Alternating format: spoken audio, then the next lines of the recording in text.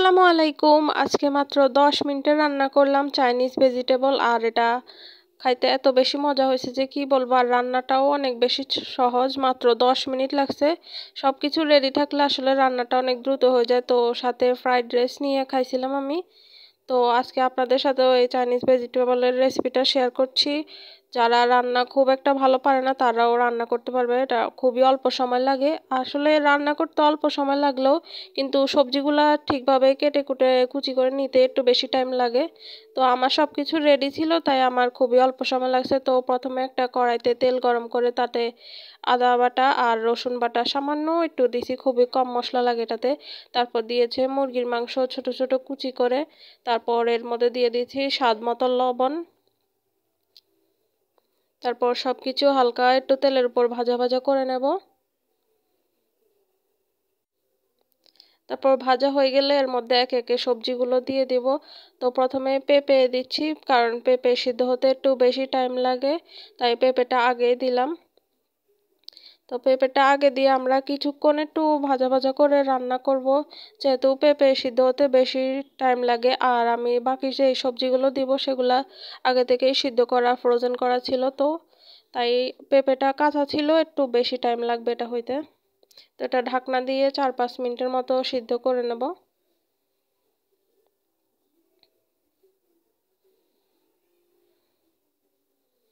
আর এটাতে তেমন কোনো পানিও অ্যাড করব না, এই যে পানি একটু বের হয়েছে এই পানিতে কিন্তু সেদ্ধ হয়ে যাবে। তারপর এর মধ্যে দিয়ে দিব বাকি যে সবজিগুলো কেটে রাখছিলাম। এই সবজিগুলো কাটতে একটু বেশি টাইম লাগে, না হলে রান্না করতে এটা খুব বেশি সময় লাগে না। তো এখানে নিয়েছিলাম পেঁয়াজ।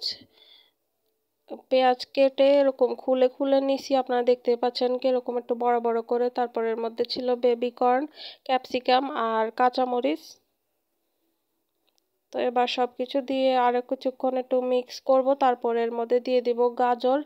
গাজরটা আমরা একটু হালকা ভাপ দিয়ে ফ্রিজে রাখছিলাম, তো এখনো একটু জমে আছে, এটা সমস্যা নাই, দিলে আবার সবকিছু গলে একদম মিক্স হয়ে যাবে। গাজরটা হালকা একটু সিদ্ধ করাই ছিল, না হলে যদি আমরা গাজর কাঁচা হতো তাহলে পেঁপের সাথে দেওয়া লাগতো আগে।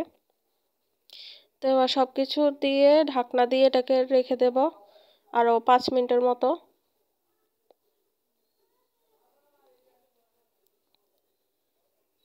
তারপর 5 মিনিট পর এবার আবার সবকিছু ভালোভাবে যে মিক্স করলাম, আর সামান্য একটু পানি বের হয়েছে, এই পানিতে কিন্তু সবজিটা সুন্দরভাবে সেদ্ধ হয়ে যাবে।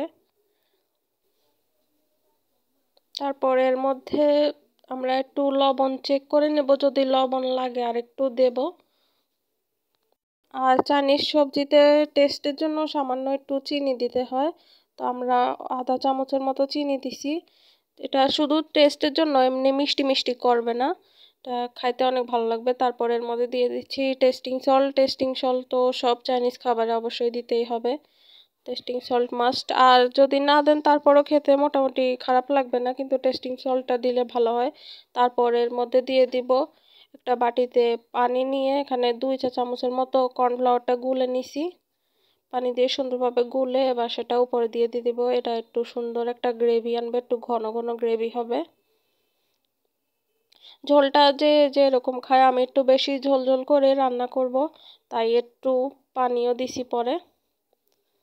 আপনারা যদি মাখা মাখা করতে চান তাহলে পরের পানিটা দেওয়া দরকার নেই, ওই কর্নফ্লাওয়ারের পানি দিলেই হবে। ঘন হবে, একটু মাখা মাখা হবে, ঘন হবে। তো আমি পরে একটু পানি দিছি, তো একটু ঘন ঘন ঝোল হবে, তো ওটাও মজা লাগে আমার কাছে খাইতে, একটু ঝোল ঝোল করে। তারপর এটাকে ঢাকনা দিয়ে আরও 4-5 মিনিটের মতো রেখে দিলেই কিন্তু চাইনিজ সবজিটা একদম রেডি। তো যারা ঝোল কম রাখতে চান তারা আরও কিছুক্ষণ রেখে পানিটা শুকিয়ে নিতে পারেন। তো আমি এরকম একটু ঝোল ঝোলে চাইছি, তো আমার জন্য এটা রেডি। তো আমার আজকের রেসিপি আপনাদের কেমন লাগছে অবশ্যই কমেন্টে জানাবেন। আর এরকম আরও সুন্দর সুন্দর রেসিপি পেতে চাইলে অবশ্যই আমার পেজটি ফলো দিবেন, আর যদি ইউটিউবে দেখেন অবশ্যই আমার চ্যানেলটি সাবস্ক্রাইব করে দিবেন। সবাই ভালো থাকবেন, আল্লাহ হাফেজ, টাটা।